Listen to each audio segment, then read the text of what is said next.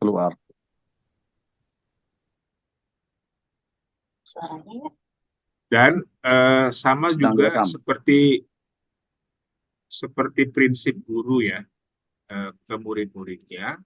Kalau mau mengikuti paradigma pendidikan majemuk atau multiple intelligence, semua murid itu pintar, nggak ada murid yang bodoh, gitu ya.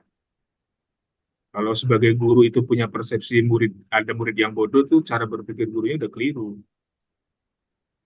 Semua murid pintar, cuman pintarnya di bagian mana, tugas guru lah menemukan, ya kan? Nah, kalau ada anak-anak murid yang suka naik kursi, naik meja kan bukan berarti nakal. Memang jangan-jangan kecerdasannya di situ ya. Iya, Ya kan? Kan gitu tapi ya. kayak nggak mungkin, Pak. Hah? Kasarnya. Kan gitu. Bisa jadi motorik kasarnya. Kan guru kan harus kreatif mengarahkan jenis kecerdasannya apa. Kalau ada murid perempuan yang cerewet, ya jangan dimarahi lah. Memang dia kecerdasannya di situ. Ya kan, tinggal diarahkan bagaimana hobi cerewetnya itu menjadi sesuatu yang positif kan. Ya kan gitu. Orang lagi ngajar nyanyi-nyanyi kan gitu ya. Eh, Anda mungkin pernah membaca buku ini, pendidikan yang membebaskan. Pernah ya, karangan Munif. Jadi kalau sudah ada yang membaca dan mendengar nih saya ulang untuk mengingatkan. Ada guru bahasa Indonesia. Ini bukan cerita fiktif, ini cerita nyata. Di desa terpencil di Kediri, guru bahasa Indonesia itu kesal karena ada murid kelas 3 belum bisa membaca. Nah, gurunya itu kesel karena keselnya menganggap bahwa murid ini bodoh. Kelas 3 SD kok belum bisa membaca. Kamu kerjanya apa? Kamu malas ya? Kira-kira gitulah vonis-vonisnya ya. Nah, lalu datanglah guru baru, ya kan? Alumni PPG lah, ya, yang yang sudah belajar pendalaman materi dan lain-lain menjadi guru profesional dan lain-lain. Dan kalau gitu izin saya yang menggantikan. Ada murid perempuan kelas 3 SD nggak bisa membaca, guru lamanya itu marah-marah karena dianggap bodoh. Lalu si guru yang baru ini datang ke anak yang belum bisa membaca ini. Kalau pelajaran bahasa Indonesia, dia selalu duduk di belakang dan terlambat karena dia malas. Lalu ditanya di treatment sama gurunya, ngobrol berdua. Nah, kamu itu sebenarnya hobinya apa? Ditanya hobi. Saya hobinya mendongeng, Bu, dan dengarkan orang mendongeng. Kamu kalau pelajaran membaca nggak suka? Enggak, Bu, paling nggak suka saya pelajaran membaca. Saya hobinya. Oh, kalau gitu besok Ibu datang ke kelas nggak mau belajar membaca. Ibu hanya mau mendongeng. Datanglah dia pagi-pagi, duduk paling depan. Karena merasa bahwa itu dia hobinya. Nah, sebelumnya ditanya, kamu kalau dongeng itu sukanya dongeng apa? Saya paling suka dongeng tentang Barbie, katanya. Cerita tentang Barbie. Nah, kalau gitu, Ibu besok masuk, nggak mau belajar membaca. Mau mendongeng tentang Barbie. Gurunya itu pertama-tama bilang, karena dia sudah duduk di depan, hari ini kita tidak ada pelajaran membaca ya. Hari ini Ibu hanya mau mendongeng tentang Barbie yang sedang belajar membaca. Jadi nggak terasa anak ini mendengarkan dongeng, tapi sebenarnya dia sedang belajar membaca lewat cerita Barbie, gitu ya. Nah, nggak sampai 1 bulan anak ini bisa membaca. Gurunya kreatif, ceritanya nggak dihabiskan. Lalu dia minta alamat tinggal si murid yang belum bisa membaca ini. Karena ini cerita zaman dulu, gurunya pergi ke pasar, beli kertas bergambar Barbie dan amplop bergambar Barbie. Dia tulis cerita gurunya dikirimkan ke rumah anak yang nggak bisa belum bisa membaca. Muridnya bangga karena dapat surat dari gurunya, cerita tentang Barbie, amplopnya Barbie, kertasnya Barbie, dia baca senang sekali. Dia nggak sadar kalau dia bisa membaca. Ya, itu namanya treatment. Nah, kalau misalnya dalam teori teori pengajaran itu, at-thariqah ahamu minal madan. Gitu. Metodologi itu kadang lebih utama daripada materi. Gurunya nggak pinter-pinter amat, tapi kaya dengan metodologi, gitu. Kaya dengan cara, ya kan? Nah, gitu. Nah, guru yang baik atau guru yang pandai menurut saya adalah guru yang tidak kehabisan cara, ya, untuk menyampaikan sesuatu, ya kan gitu. Kan sama seperti cerita Nabi kan. Nabi kalau ditanya sama orang yang ilmunya sedikit tentang Isra Mi'raj kan jawabnya sesuai dengan kapasitas mereka lah. Kalau yang nanya orang pinter ya jawabnya sesuai dengan kapasitas yang nanya. Kira-kira gitulah apa namanya teori-teori belajar. Ya ini sih kita cerita-cerita ini aja ya. Kalau soal materi modul Bapak baca sendiri aja. Oke, nah, eh, insya Allah saya menilainya eh, tidak sampai kalau misalnya ada garis kemiskinan, mudah-mudahan saya nggak kasih nilai di bawah garis kemiskinan, Masya Allah.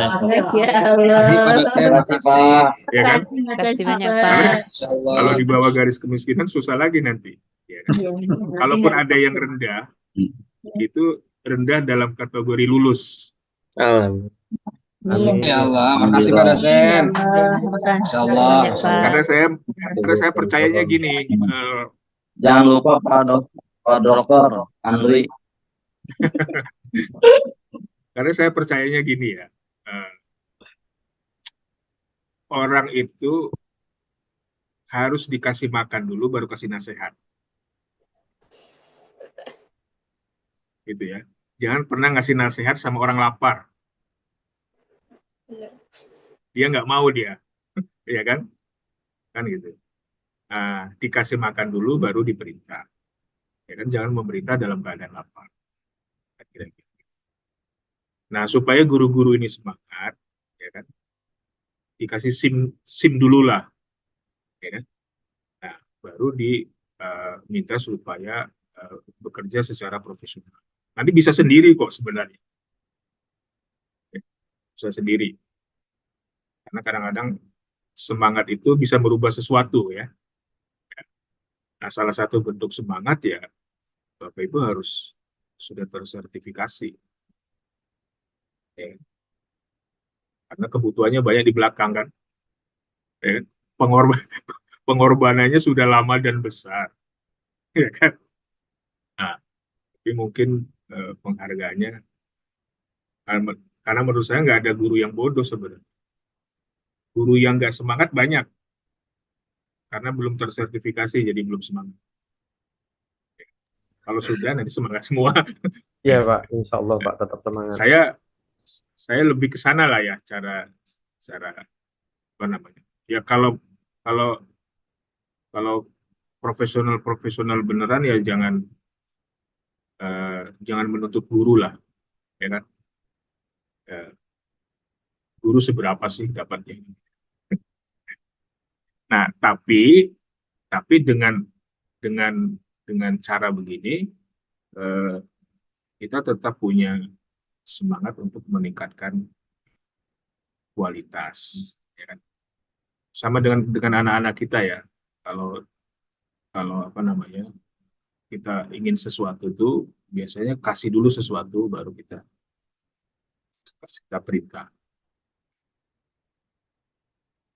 Guru harus profesional. Nanti nggak dapat sertifikasi. Gimana kalau dibalik? Kasih sertifikasi dulu, baru disuruh profesional. Ya, kan gitu. Iya Pak, setuju. Mungkin metodenya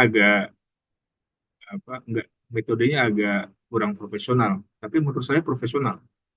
Ya kan? Nah ini kira-kira ini apa namanya? Saya yakin dosen-dosen yang lain, ya kan, maksud saya seimbang ya, maksud saya seimbang. Jadi antara reward dan punishment itu harus seimbang, nggak boleh jomplang. Kira-kira gitu. Kalau ininya apa namanya pekerjaannya bagus ya, ya bagus.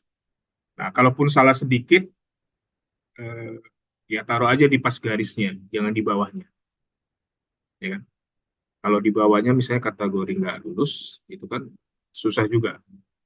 Tapi kalau pas di garisnya, mudah-mudahan keangkat. Tapi saya lihat tadi apa pekerjaan yang udah saya baca dan saya nilai itu rata-rata ya rata-rata menurut saya sih bagus-bagus aja ya, ya kan? Karena rata-rata bagus-bagus aja. Saya kira itu apa namanya kalau ada yang mau didiskusikan yang lain, masuk masalah kita dalam 3 hari ke depan, saya sebenarnya menghendaki Bapak Ibu sekalian yang di batch ini, di kelas ini, seluruh tugasnya itu sudah selesai di hari kedua. Jadi misalnya hari ini ada yang berhalangan ya, nggak bisa meresum karena ada kegiatan sampai malam itu nggak masalah. Ya. Tapi di hari kedua itu udah beres semua, supaya hari ketiganya itu nyantai, gitu ya. Diupayakan begitu, ya kan?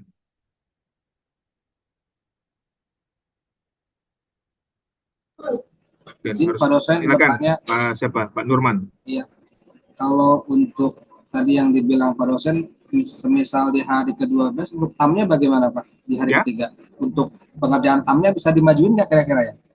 Di hari besok itu, pengerjaan apanya?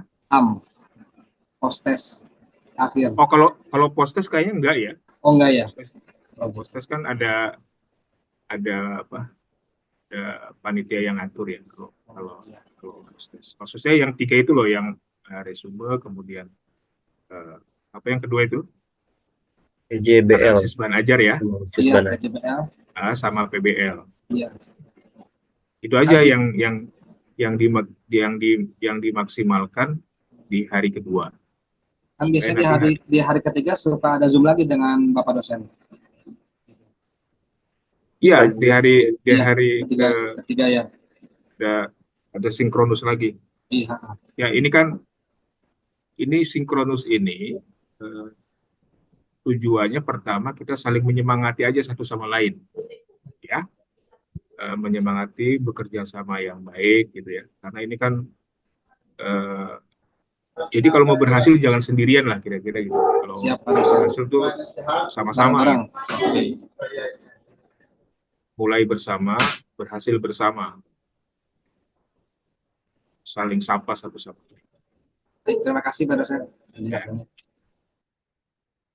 Oke, ada yang lain lagi? Kalau enggak Izin biar Pak, lanjut mengerjakan tugas. izin Pak. Ya, Nah, Pak, gini, Bu apa Yuli ya. namanya? Ya betul Pak, Pak Yuli Kasari Pak. Pak, kalau tempat kami nih Pak, kadang sinyal aja nih Pak yang lambat mengerjakan tugas tadi. Saya udah banyak-banyak ngetik, berhalangan tugas, apa namanya? Aku di sinyal Pak, hilang semuanya diketik Pak, saya ngetik ulang gitu Pak. Jadi mohon dimaklumi Pak ya kalau tugas saya lambat gitu Pak. Jadi nggak semua kita kan itu mengerjakan tugas lancar. Ada kendala teknis, ada kendala yang lain-lain ya. Nah, karena itu saya memberikan kebijakan yang bijaksana lah kira-kira gitu ya. Jadi bagi mereka yang tidak tuntas mengerjakan di hari ini, eh, batasnya bisa sampai besok. Iya Pak. Yang penting jangan menyengaja besok masih bisa, kan itu. Kalau misalnya hari ini bisa dikerjakan dengan baik, ya kerjakan sampai besok. Siap Pak.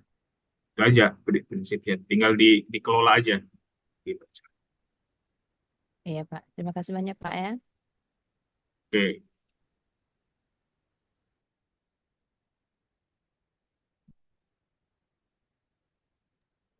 Yang lain silakan sampai jam berapa kita Pak Fuad? tutup saya. Iya Pak, Sampai jam berapa kita? kita dari jadwal 14 sampai 16 Pak. Oke, Pak ya. Nge-zoom-nya. Iya, Perlu udah kita betul. kenalkan semua nih.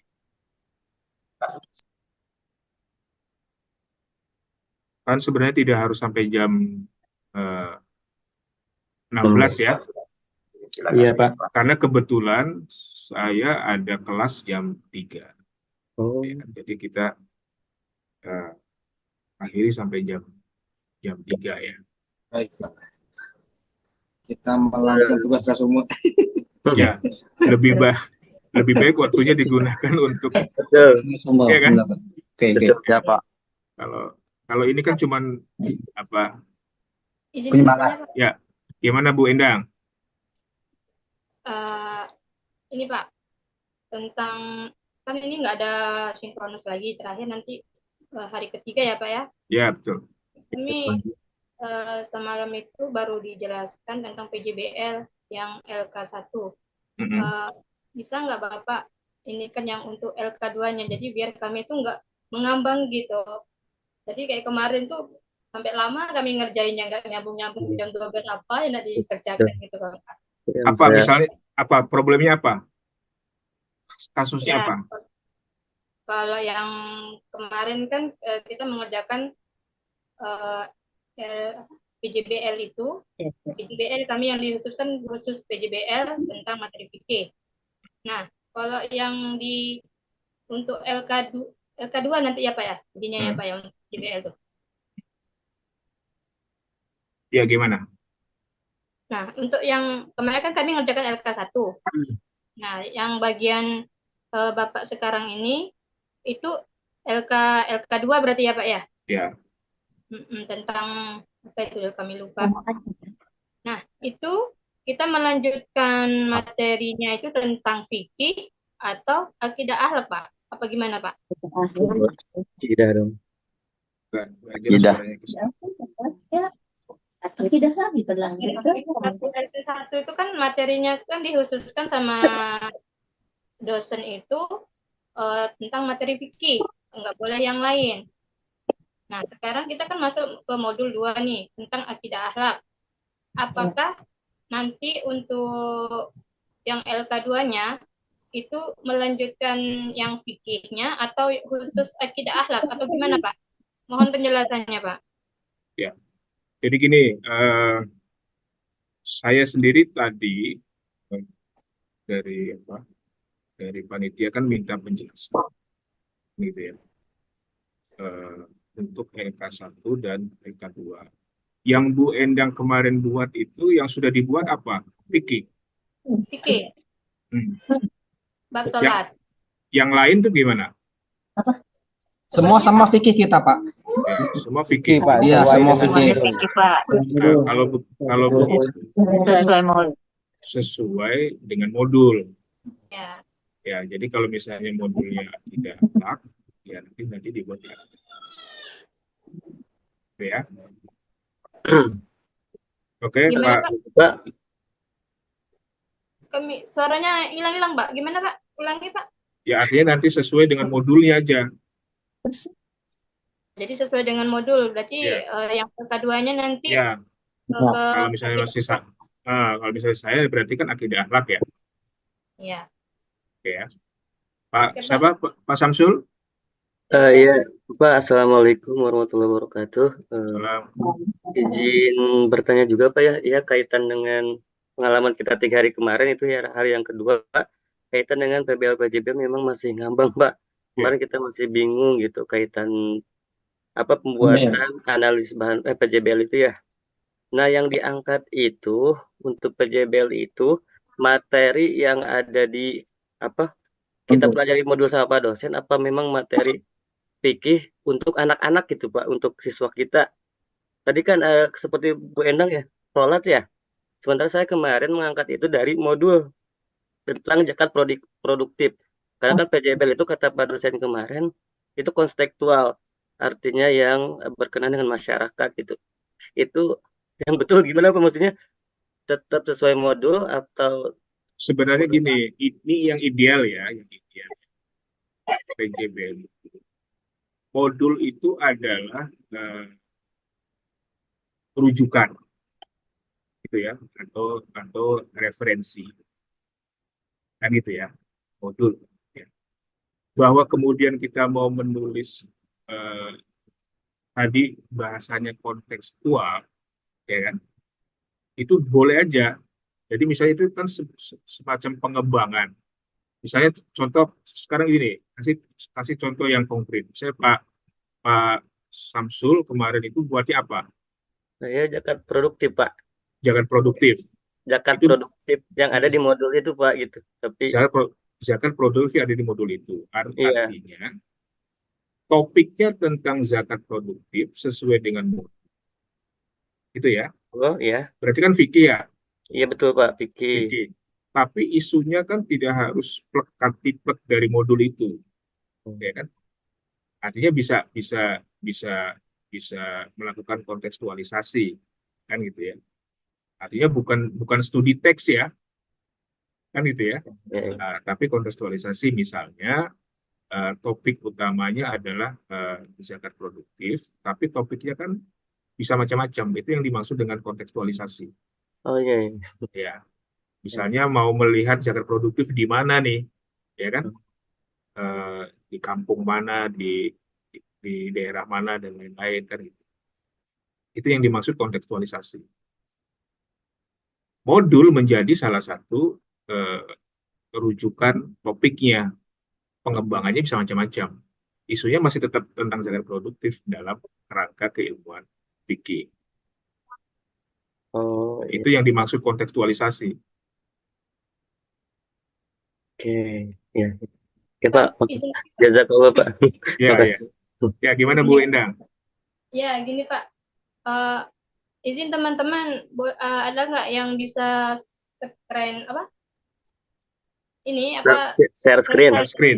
Ya, Share screen. bagian yang LKBJBL profesional itu. Nah, kami minta penjelasan yang bagian itu Pak, yang akan kita kerjakan itu Pak. Masalahnya memang masih ngambang nih Pak, nggak paham-paham ini mau diinikan gitu kan. Kemarin yang Bu Endang pahami apa dari penjelasan hari pertama ya kemarin ya? Kalau yang hari pertama kemarin itu kan kita mengidentifikasi masalah ya Pak ya. Jadi kita cari masalah di situ apa saja yang ada masalah yang bagian itu identifikasi masalah intinya seperti itu. Terus yang bagian kedua ini yang LK2-nya itu kita kan ngambil yang PJBL profesional ya Pak ya. Terus yang LK2-nya itu ada eksplorasi penyebab masalah. Apa itu Pak? Kami nggak paham tuh Pak. Nah sekarang gini, kita berangkat dari kasus aja ya, biar konkret ya. Makanya tadi yang ada diminta share screen itu penting sebagai contoh. Nah sekarang contohnya dari Bu Endang yang sudah dibuat itu apa? Belum buat. Yang itu kan ada kolom tuh Pak, ada jenis permasalahan.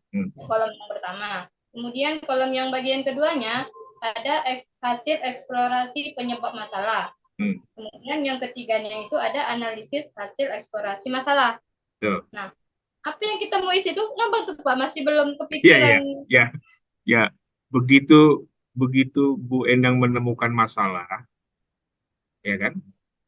Atau masih ngambang, itu artinya kan Bu Endang sedang bekerja, ya kan? Nah, itu malah bagus. Ada kegelisahan, nggak ngerti kan bagus, ya kan? Daripada orang ngeblank sama sekali nggak ada problem kan? Nah sekarang masalahnya yang sudah buat seperti yang digalaukan Bu Endang itu ada nggak di sini? Sepertinya belum, masih fokus ini Pak, resum Pak. Ya. Gitu ya, masih fokus resum ya. Jadi pikirannya masih. Nah, memang gini, untuk PJBL ini memang perlu tenang sedikit. Iya, ya, itulah Pak. Perlu tenang sedikit, nggak bisa itu dicampur-campur tuh ya. Karena kita seperti orang mau menulis proposal, ya kan? Kan itu ya. Contoh ya. Tadi topik yang diajukan oleh Pak Samsul tentang zakat produktif. Oke ya. Jadi topiknya keilmuannya fikih, topiknya tentang zakat produktif, kan itu ya. Nah, sekarang mari topik zakat produktif itu dimasukkan dalam kolom-kolom tadi itu. Ya. Kolom pertama tadi apa, Bu Endang? Jenis permasalahan. Hah? Jenis permasalahan, Pak. Jenis permasalahan. Sekarang coba kita bedah ya. Ini salah Iya. satu contoh kasus. Masalah zakat produktif itu, kan itu ya. Itu kira-kira masalahnya apa, Pak Sam? Kalau saya sih mengidentifikasinya kemarin masalahnya belum ada begitu pemahaman Pak kalau di kalangan masyarakat ya. Karena kan itu langka ya hanya kita tingkatan yang punten yang berpengetahuan aja yang tahu kaitan dengan zakat produktif, zakat Oke. biasa. Berarti waktu Pak Samsul mengidentifikasi masalah tentang isu tertentu, dalam hal ini zakat produktif, Minimnya ditemukanlah oleh Pak Samsul minimnya pengetahuan masyarakat, ya kan, tentang zakat produktif. Atau misalnya ada kesenjangan pengetahuan di kelompok masyarakat tentang zakat produktif. Kan gitu ya. Mengapa? Karena selama ini sebagian besar masyarakat itu hanya tahu zakat fitrah. Tuh, Pak. Ya kan? Hanya tahu zakat mal. Iya. Kan gitu ya. Nah, kapan kita mengetahui bahwa terjadi kesenjangan pemahaman di kalangan masyarakat tentang topik tertentu, dalam ini adalah zakat produktif, si penelitilah yang bisa mengidentifikasi itu. Ya kan? Itu ada nggak kolom identifikasi masalah? Nggak ada, Pak. Kalau Ya, ada apa situ? Kalau LK1 ada ya? Kalau ya? Ada Iya, masalah yang diidentifikasi, analisis Iya, ada. identifikasi Kolom masalah. 2 tuh. Ada kan? Kolom 2. Ada Ada. LK1 ya? Ada. 2. Sekarang kita mau naikkan, ya kan? Identifikasinya sudah ketemu, ya kan? Identifikasi itu kan nanti disampaikan secara deskriptif. Nah, sekarang penyebabnya, kenapa kan gitu ya? Pertanyaannya nanti untuk menemukan penyebab masalah-masalah itu ada. Ya. Kenapa terjadi kesenjangan pengetahuan di kalangan masyarakat tentang zakat produktif? Nah, kira-kira jawaban Pak Samsul itu apa? Waktu ada pertanyaan kenapa terjadi kesenjangan pengetahuan atau gap pengetahuan? Minimnya guru, minimnya guru atau ustadz gitu ya di kampung tersebut ya di sekelilingnya kurangnya memberitahukan gitu Pak ajaran kaitan itu kepada masyarakat Pak. Jarang gitu kaitan zakat itu. Saya belum pernah dengar gitu Ustadz sini juga kaitan zakat produktif, saya hanya tahu di kuliahan di sini ya PPG di kemarin gitu. Nah, nanti penyebabnya itu tetap dicari. Iya, ya kan? Kenapa itu terjadi? Kenapa itu misalnya yang pertama tadi itu ada fakta kesenjangan pengetahuan masyarakat atau kelompok masyarakat tentang zakat produktif. Penyebab terjadi kesenjangan adalah A, B, C. Kan itu ya. Masalahnya kan tetap itu kan, tetap masalah zakat produktif kan itu ya. Nah, tadi yang ditanyakan Bu Endang itu kolom yang mana yang masih bingung? Itu Pak, yang hasil eksplorasi penyebab masalah. Eksplorasi. Kalau jenis permasalahan kita udah tahu ya. Oke. Nah, kemudian hasil eksplorasi penyebab masalah. Sama itu tadi. Sebelahnya analisis. Ya. Nah, tadi kan eksplorasinya kan sudah didapat tuh. Benar nggak? Kenapa masalah itu muncul kan dieksplorasi. Minimnya sosialisasi, minimnya pembelajaran tentang itu di kalangan masyarakat dan lain-lain. Anda temukan tuh identifikasi masalah. Ya.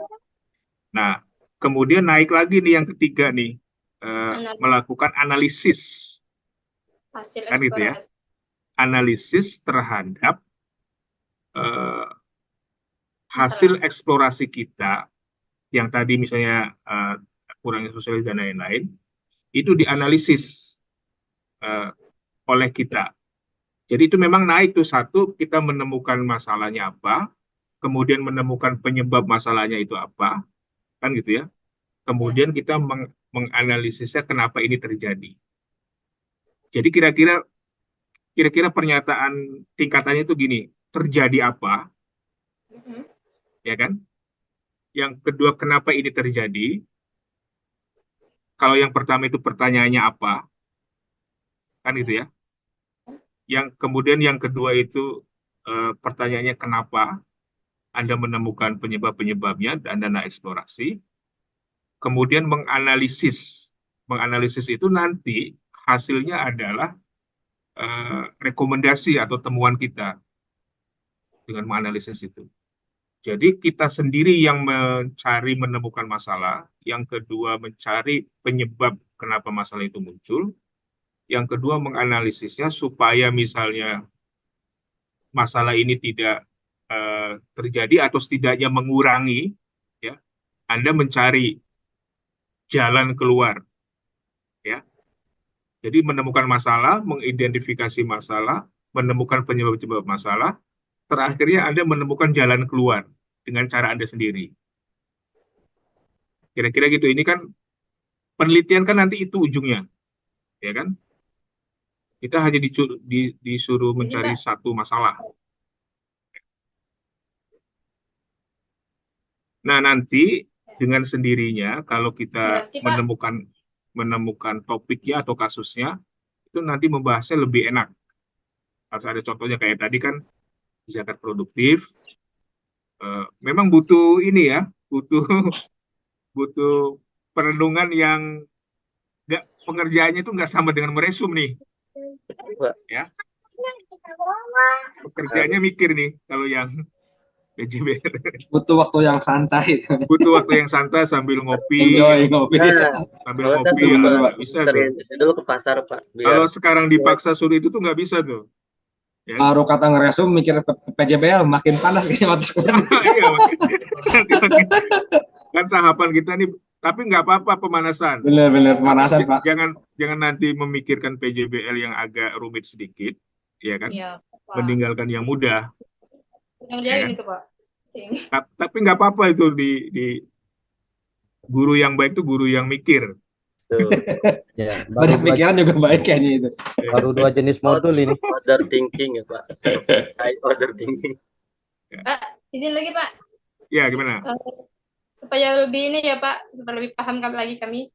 Jadi, Pak, kalau yang bagian analisisnya tadi, berarti dia ada solusi gitu ya, Pak ya? Ya, jadi gini, kalau dalam penelitian begitu kita menganalisis, itu biasanya kita menggunakan teori. Iya. Gitu.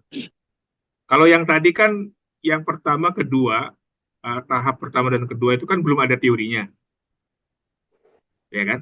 Begitu kita mau mengerjakan analisis, kita minjem teori, dibantu oleh teori. Misalnya tadi kalau contohnya zakat produktif, gitu ya. Ini contoh aja ya. Kalau isunya adalah zakat produktif, nanti bisa jadi menggunakan teori misalnya Maqasidus Syariah. Maqasidus Syariah itu sebagai teori, kan gitu ya. Nah, nanti itu kita pinjam tuh. Misalnya kalau Anda isunya tentang seputar pengajaran dan lain-lain, itu nanti ada teori pengajaran. Kalau akidah nanti ada teori ilmu kalam, misalnya ya. Teori ilmu kalam itu kan banyak. Ada teorinya Ahlus Sunnah wal Jamaah, kan gitu ya. Ada teorinya Syiah, ada teorinya Ahmadiyah, misalnya. Ada teorinya siapa lagi? Ahmadiyah. Nah, nanti teori-teori itu kan ada tokohnya. Ada teorinya Mu'tazilah. Misalnya contoh gini ya. Contoh teori itu. Orang yang dosanya banyak, ini soal akidah ya misalnya, orang yang dosanya banyak dibanding amalnya, amal baiknya, dia pasti masuk surga, pasti masuk neraka. Itu itu itu makul atau logis. Itu biasanya Mu'tazilah begitu, teori Mu'tazilah. Tapi teorinya Asy'ariyah itu nggak gitu. Mau amal baiknya banyak atau amal buruknya sedikit, itu tidak otomatis masuk surga. Karena masuk surga dan masuk neraka itu tergantung rahmat Allah aja. Jadi jangan ditentukan oleh manusia gitu. Masa manusia menentukan seseorang masuk surga neraka, itu kan hak prerogatifnya Allah. Tapi orang Mu'tazilah nggak bisa. Keputusan Allah itu harus sesuai dengan akal manusia. Nah, itu namanya teori kalam. Kan gitu ya. Nah, nanti teori ilmu-ilmu yang lain ada lagi sesuai dengan rumpun ilmunya. Teori fikih ada, teori akidah ada, teori apalagi itu, pendidikan itu ada. Nah, itu kalau kita sudah sampai pada menganalisa, ya kan? Misalnya, masalah zakat produktif dianalisa melalui pendekatan teorinya tokoh siapa gitu, atau Imam Syafi'i atau Hambali atau macam-macam. Kan teori banyak. Ini udah agak tinggi nih, ya. Udah pakai pakai pakai analisa berdasarkan pendekatan teoritik. Makin kesini makin makin makin rumit. Ya. Tapi yang penting didiskusikan, ya kan? Nah, kalau saya lebih senang mendiskusikan itu dari contoh dulu supaya lebih dekat, ya. Contoh contoh Bapak Ibu ini apa, ya kan? Nah, kesulitannya di mana? Nah, memang untuk membahas gini ini kalau nge-zoom dan pertemuannya terbatas, kalau Anda salah mengerti itu wajar loh. Ya kan? Dan nge-zoom terbatas lagi. Tapi jadi guru dapat sertifikat dulu lah, baru nanti kita ngobrol yang teori-teori ini. Mantap. Siap, Pak, siap. Siap, Pak. Ya, Ini ibu-ibunya semangat, Pak. iya ya. Saya senang kalau ada orang gelisah ya. Karena gini, itu ciri-ciri ilmuwan tuh, ciri-ciri pembelajar itu yang selalu gelisah. Bapak Ibu coba buktikan ya, makin banyak membaca tuh makin gelisah. Ya Pak, benar Pak. Makin banyak yang dibaca, makin banyak yang nggak tahu. Benar, Pak. Itu. Ditambah waktu yang sedikit, makin gelisah aja, Pak. Itu. Benar Pak. Makanya dulu orang simbol manusia pinter kan misalnya seperti Sokrates ya kalau dalam filsafat. Sokrates itu kan kerjanya membaca dan menuntut ilmu terus sepanjang hidup. Tapi perjalanan akhir dari Sokrates itu ada kalimat yang menarik. Saya adalah orang yang paling banyak tahu di dunia ini. Hanya satu yang tidak saya ketahui, yaitu bahwa saya tidak tahu. Saya adalah orang yang berjibaku dengan ilmu pengetahuan. Banyak yang saya tahu. Di dunia ini hanya satu yang saya tidak tahu, yaitu bahwa saya tidak tahu. Nah, itu persis dengan firman Allah kan, wa ma utitu minal ilmi illa qalila. Ilmu yang saya kasih itu dikit aja, nggak usah sombong. Kira-kira gitu. Nah, makanya untuk dapat yang sedikit itu aja, harus membaca banyak. Yang membaca banyak aja, itu kesimpulannya sedikit. Apalagi yang membaca sedikit. Dapat kesimpulan apa itu?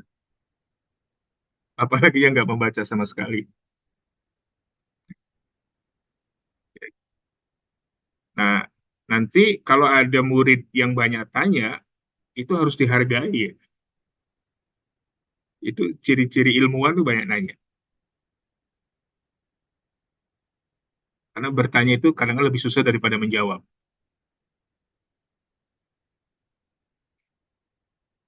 Karena saya basicnya adalah dosen filsafat, ya, maka tugas filsafat itu bukan menjawab pertanyaan, tapi mempertanyakan jawaban. Karena kalau sudah tidak dipertanyakan lagi jawaban, itu ilmunya nggak berkembang nanti. Gitu ya. Jadi makin bertanya makin bagus. Oke, ada yang lain? Ada kasus yang mau didiskusikan? Lebih enak bicara kasus ya. Jadi biar lebih konkret. Membedah kasus itu lebih enak. Kalau nggak ada, kita cukup siapa? Pak Fuad. Fuad ya. Melanjutkan resume. Saya serahkan kepada ini kepala suku. Maka kepala suku, ayo kepala suku, gaspol. Ya, Suku. ini Pak Fuad, Ya, Pak. Terima kasih banyak atas pemaparannya. Agak tambah bingung juga ya jadinya ya. Tapi insya Allah lah. Tapi insya Allah lah pelan-pelan kita menafsirkannya seperti itu. Jadi paling nanti teman-teman hari ini kita tuntaskan ya Pak ya resume. Kemudian untuk yang belum selesai bisa besok. Dan untuk besok ada asinkronus. Hari Sabtu baru sinkronus lagi bersama Bapak. Mungkin seperti itu ya Pak ya. Oke Pak. Ya. Itu untuk jadwalnya mungkin nanti bisa dimajukan atau ini nanti kita inikan aja ya Pak ya, koordinasikan saja ya Pak ya. Pokoknya jadwalnya yang membuat Anda nyaman, saya ikut nyaman. Oh siap. Nah, gitu ya. Iya siap Pak. Ya. Oke, seperti itu. Sebelum kita akhiri, apakah ada yang mau ditanyakan untuk terakhir? Cukup Pak Fuad, cukup. Cukup ya. Oke, cukup. Oke, terima kasih Bapak. Tadi mohon maaf saya tidak bisa menyebutkan satu persatu anggotanya karena saya juga 2 device Bapak. Mohon maaf. Jadi terima kasih untuk hari ini. Semangat terus teman-teman. Terima kasih. Assalamualaikum warahmatullahi wabarakatuh. Waalaikumsalam warahmatullahi wabarakatuh. Oke, izin lab ya teman-teman. Terima kasih Bapak dosen. Terima kasih Pak dosen. Izin lab Pak, izin.